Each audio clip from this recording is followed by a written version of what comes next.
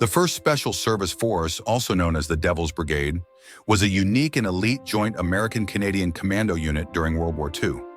Its formation and operations had a significant impact on the development of modern special operations forces in both countries.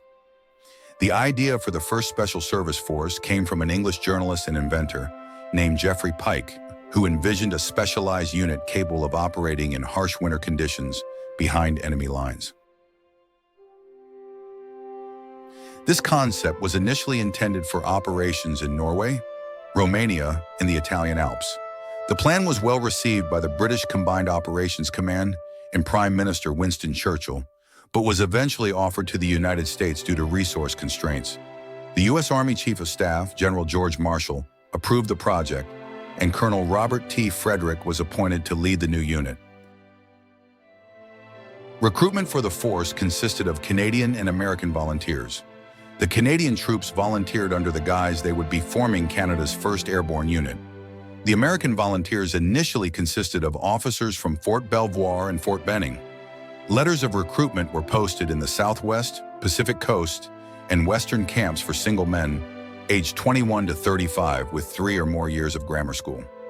The preferred occupations included rangers, lumberjacks, north woodsmen, hunters, prospectors, explorers, and game wardens. The unit was so secretive that many of the troops did not know where they were heading or that they had arrived in Helena, Montana, as the trains carrying them were blacked out. The force was officially activated on July 9, 1942, and began training at Fort William Henry Harrison, just west of Helena. The location was chosen for its rugged mountainous terrain and extreme winter conditions, which provided an ideal environment for the unit's specialized training. The training program for the 1st Special Service Force was designed to prepare the soldiers for a wide range of combat scenarios. Soldiers were trained in stealth tactics to enable them to move silently and undetected behind enemy lines. This training included night operations, camouflage techniques, and silent movement. Intensive hand-to-hand combat training was a core component of the force's preparation. Soldiers learned various martial arts techniques, knife fighting, and other close-quarters combat skills. The 1st Special Service Force was equipped with a unique and specialized fighting knife known as the V-42 Stiletto. This knife was specifically designed to meet the needs of the forcemen and played a crucial role in their close-quarters combat operations.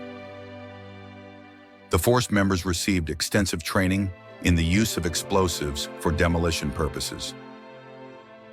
This included setting charges, handling different types of explosives, and conducting sabotage operations. Parachute training was essential for the 1st Special Service Force, as many of their missions required airborne insertions. Soldiers were trained in both static line and free-fall parachuting, ensuring they could deploy in various conditions. The force also trained in amphibious operations, including beach landings and river crossings. This training was crucial for their operations in the Aleutian Islands in southern France.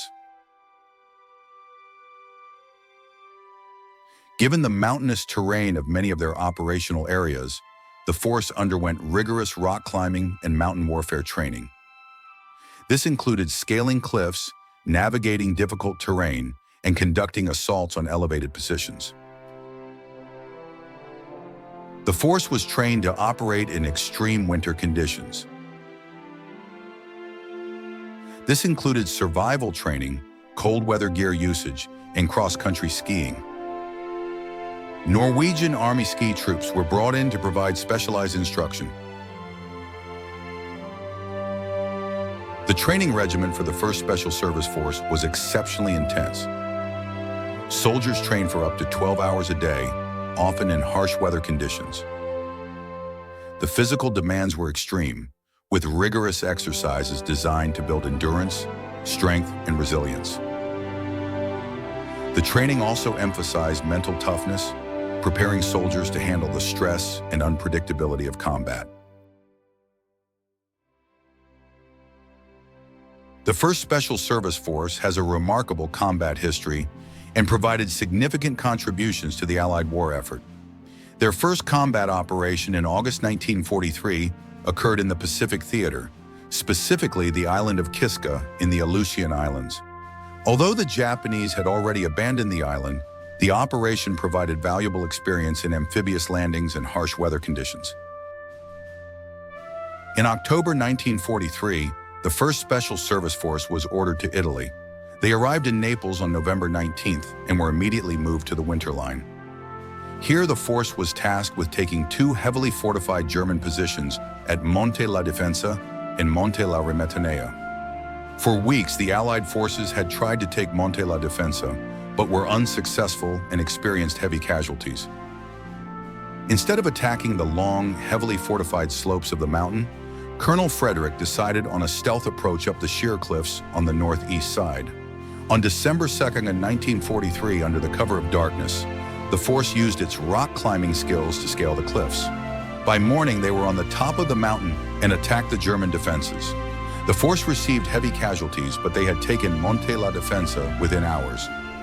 It was the victory at Monte la Defensa that inspired the 1968 Hollywood movie, The Devil's Brigade. Through December and into January, the force continued its assault on the German line by taking Monte la Remetanea, Monte Samucro, Monte Mayo, and Monte Visciataro. During the mountain campaign, the force had been decimated. Of the 1,800 men in the combat echelon, 1,400 were killed, wounded, or hospitalized. The service echelon was reduced to 50% combat effectiveness due to the brutal and dangerous job of resupplying the combat forces. With very little rest, the force had arrived at Anzio on February 1, 1944. Even with new reinforcements, the force now numbered fewer than 1,100 men. They were tasked to defend over 8 miles of the beachhead on the right-hand flank against a full division of 10,000 German soldiers. For 99 days, the force held their position and even penetrated the German line by conducting nightly patrols and raids.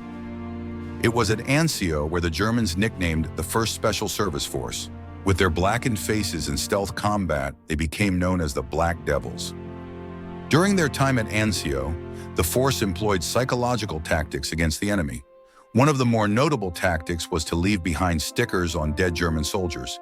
These stickers read, "Das dicke Ende kommt noch," which translates to, "The worst is yet to come." The diary found on the body of a German officer had an entry that read, "The Black Devils are all around us every time we come into line, and we never hear them."